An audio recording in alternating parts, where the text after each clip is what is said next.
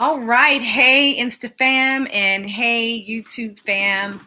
I am here on this beautiful Friday. I hope that you're having an amazing day.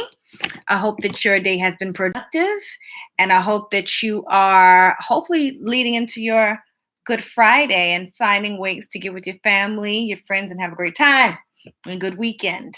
If you're in Atlanta, Georgia, of course, Malcolm X Festival is back, and there'll be lots of love, laughter, vegan food, family. It's a wonderful way to just get to know your community, get to know your village, and to also just contribute um, economically back into the community.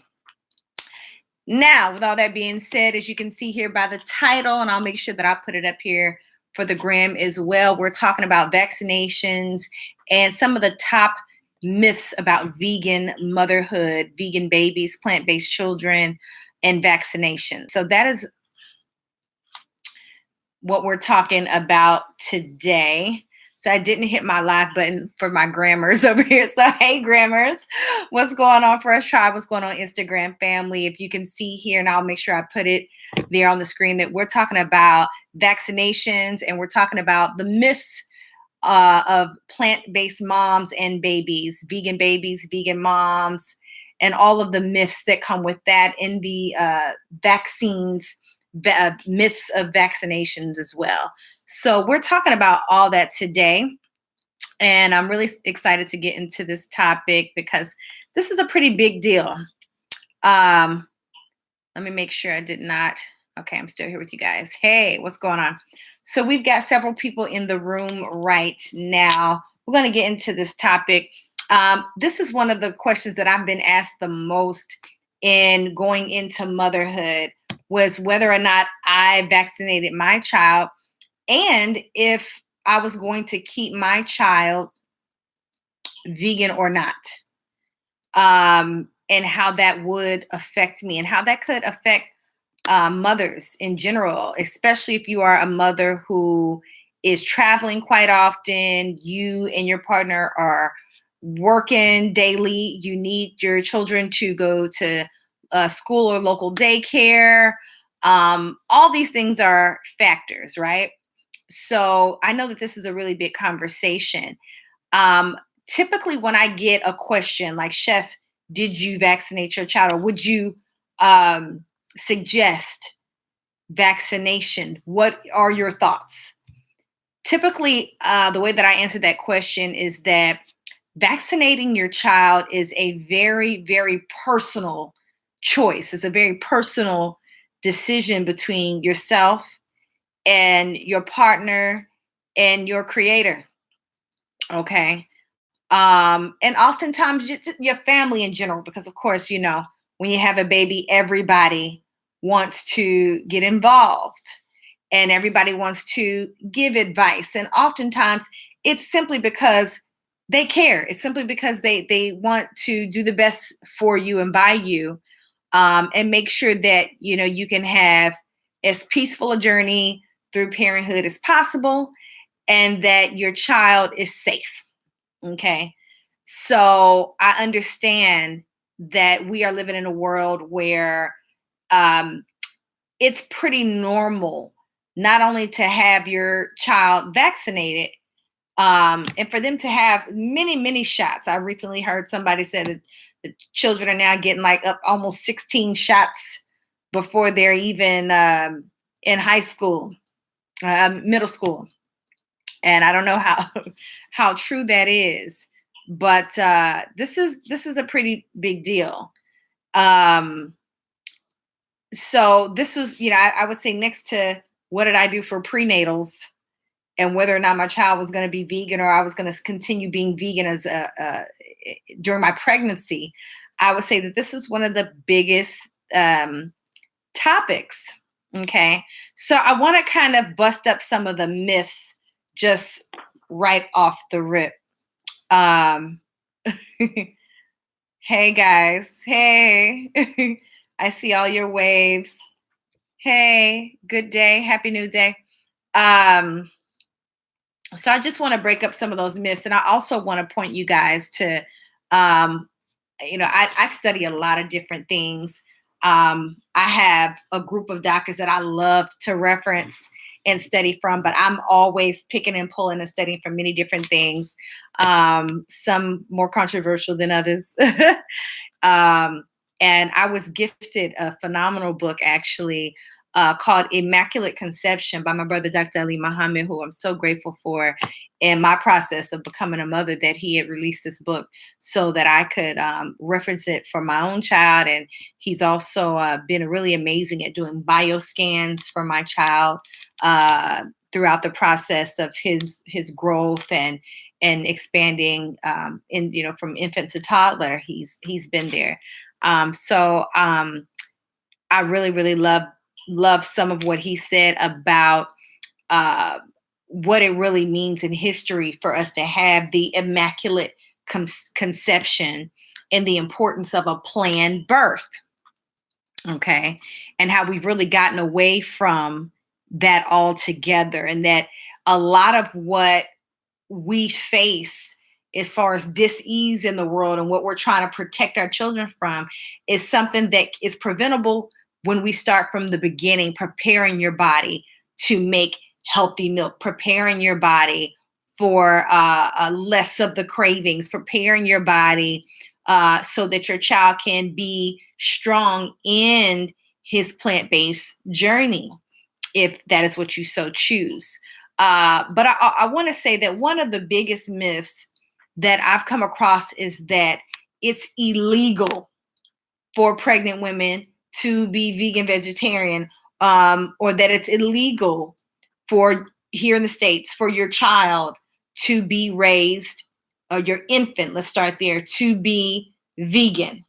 And I just want to bust that myth right on up, because it's not true. Right here in Atlanta, Georgia, many of you know, as I've shared bits and pieces of my personal birth story, that after 3 days of at home labor, I had my birthing tub and my birthing crew and was ready. I ended up in emergency cesarean, and that and I now understand exactly why that happened, and it actually displays it very graphically in this book, actually. That um, as soon as I got to the hospital, and I actually was here in Atlanta, Georgia, at Emory, I let them know that I was a vegan vegetarian for 20 years, and that my son was going to be vegan vegetarian as well, and I planned to breastfeed and etc. And they actually had already had a pre-printed form that was um, created for vegan and vegetarian mothers. Okay. So I just want to make that very clear, that this is something that the hospital was it does every day. Is what they're prepared for this. They already have within their establishment a protocol for vegan moms. Okay, so I just want to make that clear, that this let your family know, let everyone know it's okay. The hospitals actually already have a protocol for vegan moms. They give you the sheet of paper, say, oh, you're going to do the vegan route. Great. Well, here's a sheet of paper. They give you all the details on the best way to do that. Here's some of the foods you can eat. Here's the best way to incorporate. This is how much of this or that, and et cetera, what types of, formulas we suggest for that, or, it's already laid out. So that is a myth. If you or your family or someone in your family is telling you that as a new mother, that something's going to happen to you, you're going to get in trouble for having a vegan kid, don't let the internet scare you. Have there been cases where a mom was, arrested or incarcerated because something happened to her child based on their diet that just happened to be plant-based? That is true. That has happened. Okay. There have been parents who were arrested because of infant death due to malnutrition, and the child just happened to be on a plant-based diet. That has happened. But keep in mind, this just wasn't any plant-based diet. These children were not being breastfed every 3 hours, which is the suggestion, which would be the natural method to feeding your children. Oftentimes, they were drinking like some store-bought Almond milk, as we both know, is mostly water. We know it's water. It's certainly not enough nutrition for a newborn. Okay, the soy milk off the shelf at Walmart is not uh, considered nutritious enough for your newborn. I don't care what anyone tells you. So these are the cases in which the parent was just ignorant as to how the child should be fed, or the child already had an issue and the parents were not properly tending to the issue, and it resulted in death. All right. So I just want to put that out there. Okay. Um, Also, the second myth that I want to address today is vaccinations, immunization shots. I personally, myself and my partner, opted to not have our child vaccinated. As a matter of fact, we have not been pushed to vaccinate our children. There was no one at the hospital upon me birthing my child standing there forcing us to sign something that would say we had to do it. That is a myth. There was nobody staring down our throats, calling us, sending us letters, threatening us to make us feel that we needed to give our child any type of immunization or vaccination shot. That did not happen. Now, if that is happening to you, I'm interested in your story. I love to hear more about it, but that has not been my story. My child started school um, right at about 2 years old. We sent him like two and a half. We started sending him to a green, vegan friendly daycare. Okay. And beautiful sister that runs this daycare here in Atlanta, Georgia, called Sarita's Playpen. Sarita's Playpen. If you're in Atlanta, Miss Rose is wonderful there. Her daughter Sarita. We had no problems. We were able to download a exemption form, and we filled out that form and handed in that form, and we did not have any problems whatsoever. We took him to another school, a Montessori school, in fact, about a year later. And again, we gave an exemption form. They were used to seeing this. It was effortless. We had no problem. My child was able to enroll in school and start his uh, daycare easily and effortlessly. All right. We also then enrolled him into a third school because we relocated, and I was really, really wanting for him to go to an African academic cultural center school where he would be with older kids, younger kids, kids of all ages, and that it would be an African centered learning type of center.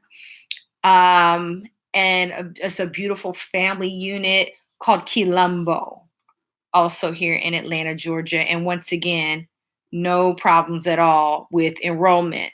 Now, I'll be honest, I think that we are certainly in a blessed situation where we live somewhere where we have these options. And I'll be honest, if I was somewhere where I didn't have those options, I would just get on. And I would just have to put it into the universe that Creator's going to care for me in whatever way I need to be cared for. Because what I'm not going to do is not have the option to not have to vaccinate my child. So I just got to relocate.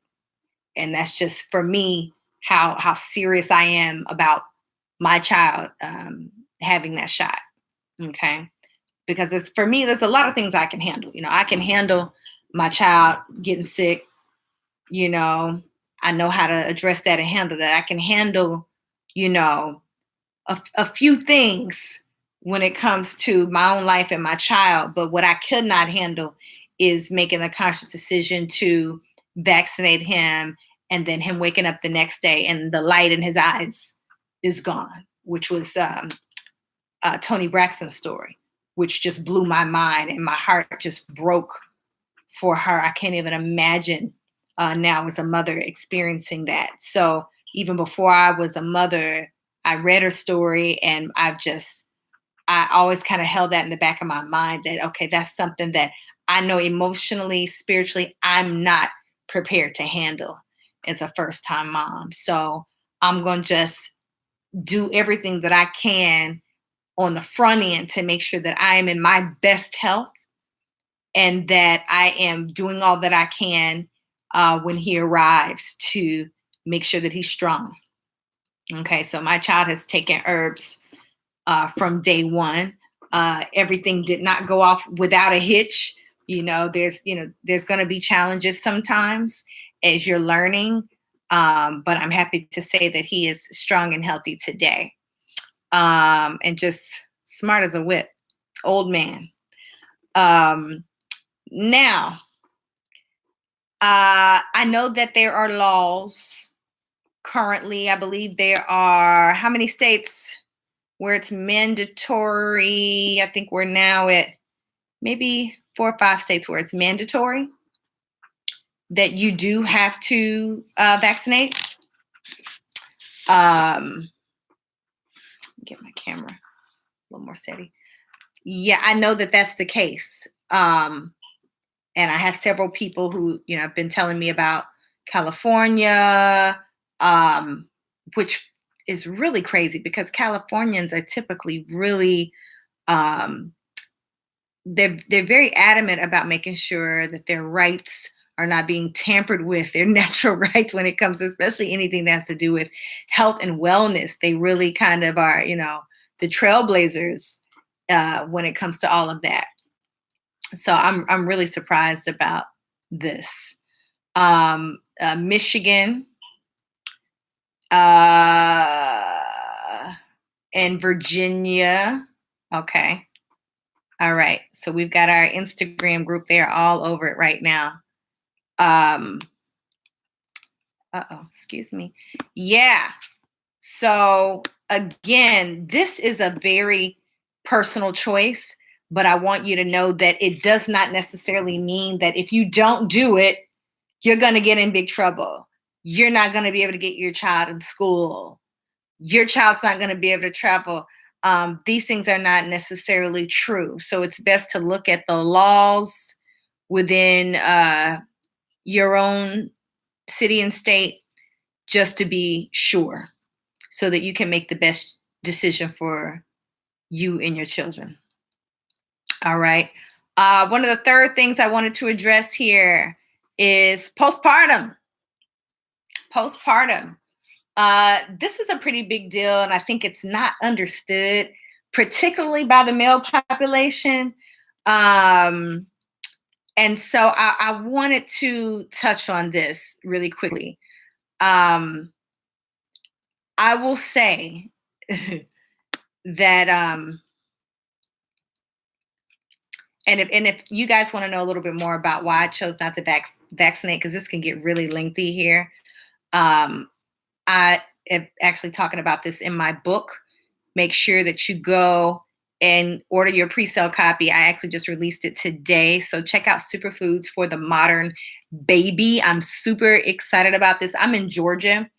Really, really excited about this book. As you guys know, I've been writing this book. I feel like it's been writing me because, I cranked out 2 books really quickly in 2015. And then I had my son and, I was like, oh man, I'm tired. I'm not going to be able to put this book out. I just want to sleep. So it has really been challenging, but I have had to just push little by little by little and just tell myself, it's okay. What rush for who? Who are you rushing for? Who are you rushing for? You're a new mom, get into it. Just, who are you competing with here, other than yourself and your mind, so it took some time, but I'm grateful today that that finally at GoChefAhki.com you can get your pre-sale copy. We just did the pre-sale launch. And so, yeah, you'll learn more about my birthing story and how to feed your babies for babies, mamas, and mothers to be, and toddlers. Uh, yeah, my son really taught me what I needed to do to write this book. So, um, but yeah, if you are interested in that, we can get more into that. And I'm going to talk a little bit about postpartum really quickly. With postpartum, I, I came into motherhood having this idea that postpartum was this, chemical imbalance that would lead a mother to be crazy, cranky, depressed, um, even to the point of harming herself or her child potentially. This was my general idea about postpartum, and I want to talk about it. And I'm calling it the myth of postpartum only because I kind of want to preface it that way to take some of the take the conventional idea of what it is away. Because what I have come to realize is that postpartum is a combination of what's going on in your body, how you're taking care of yourself, nourishing and nurturing yourself through the process of becoming a mother in the first place. Because we got to remember the body is made up of chemicals. So if there is a chemical imbalance happening, oftentimes we're talking about a new mother who is oftentimes already malnourished. And now she's got a child who's been pulling from her reserves for 9 months. And so now that she's given birth, she is oftentimes continuing to nourish from reserves, okay, via her breast. And then combined with the fact that this child is not on her sleeping schedule.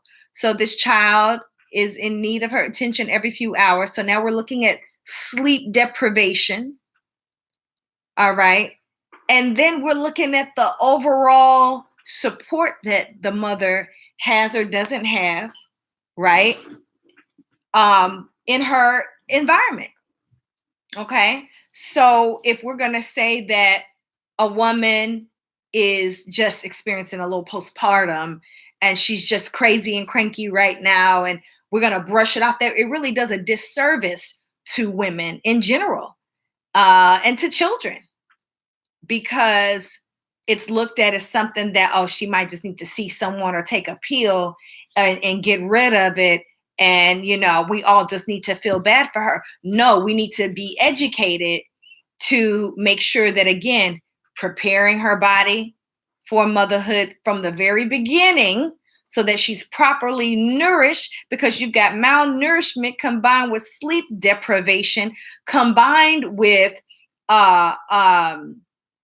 lack of support, because she doesn't necessarily have the village to care for her and the baby. When you have a baby, not only does the baby need to be cared for, she needs to be cared for. She needs to be eating more now, especially if she's breastfeeding. So she needs to be eating more and the proper foods, and her environment has to be very, very, very peaceful. Her needs need to be taken care of. She should not be breastfeeding or trying to figure it out while her womb is healing, her vagina is healing, her body is healing. If she had a cesarean, then now her whole body has to heal, can barely walk, or be in pain going to the bathroom, okay, and is exhausted, dehydrated. Okay. And now she's got to think about going back to work in a few weeks, and bills and responsibilities and handling things, because the people around her may or may not be able to assist her, feed her, and handle the business in the matters of her life.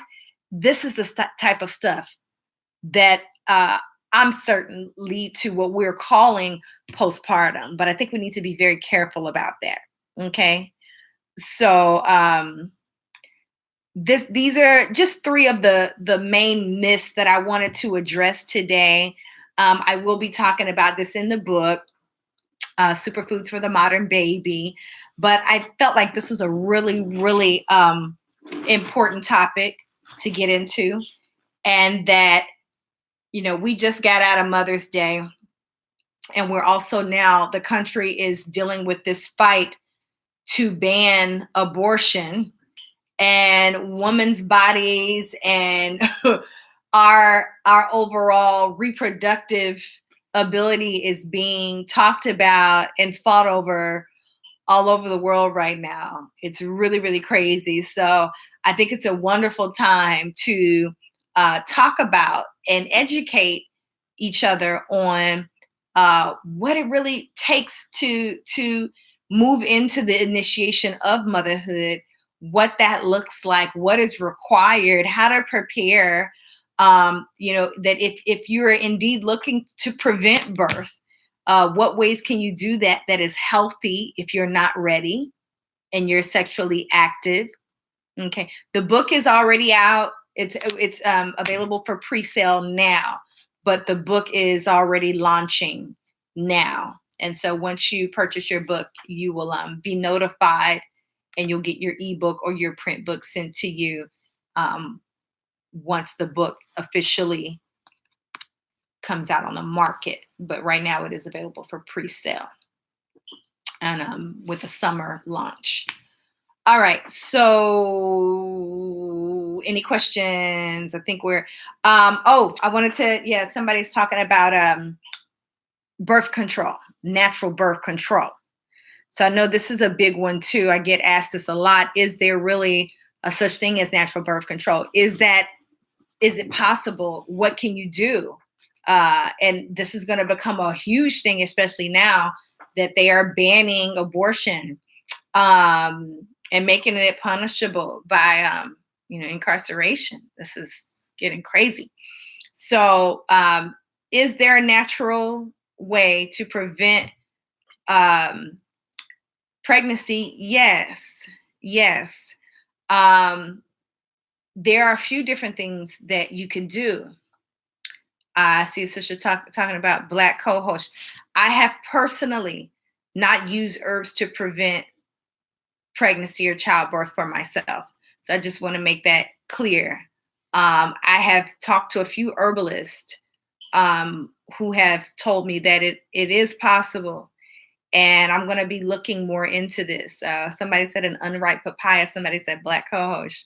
Um, One of the things that I want to point out that I think is very helpful, and probably most helpful and most important, is understanding your own cycle. You've got to understand your own ovulation cycle. Um, some people would say don't use a moon cycle app because it's cheating, or it's not going to help you to get in tune with your body. But I disagree. I mean, we're in the technological age. We have got somebody said swallow. but, but for those of you who don't, this this we're in a technological age where women are using apps for everything. Okay, and that's just the truth. We're not going to get away from this anytime soon. So, download a moon cycle app. There are several of them. Track My Period app. So track your ovulation so that you can start to see these are the days that you are most likely to be pregnant, and these are the days where you absolutely stand little to no chance of getting pregnant. Okay. So to all my millennials out there, if you're not familiar with this is going to become more and more important, especially now. So you got to get with the program and start to learn your body so that you can take some control over yourself, because, the big bad guys in government are certainly going to do it for you if you cannot control and govern yourself. And that's just, the fact of the situation, right? And my hair is everywhere today, y'all. I don't even know. I can't even handle it. I'm just throwing it all over the place. What are we going to do with this hair? I don't know. Um, but anywho, so I love you all. Thank you for joining me for this live today. I wanted to keep it semi brief and just touch on a few of the basic myths of motherhood and the plant based baby, that you can certainly thrive and be healthy and be strong as a plant-based mama, but you definitely want to know what you're doing and do it the right way. So I'm grateful to be able to give of myself in this way and to present this offering, Superfoods for the Modern Baby, today. Love to everybody who's already copped it. Thank you so much for all of your love, for your patience. I had a good time writing this book, and I really, really look forward to sharing all these recipes for you. Every time I look at it, I want to add like 20 more recipes. I'm just like, oh my God, I just came up with some more stuff. I come up with things every week. So it's like, how do you just, you just got to stop somewhere. Maybe I'll do a volume two. So again, thank you all for joining. Grab the book and you'll catch me on book tour near you soon. Love you guys.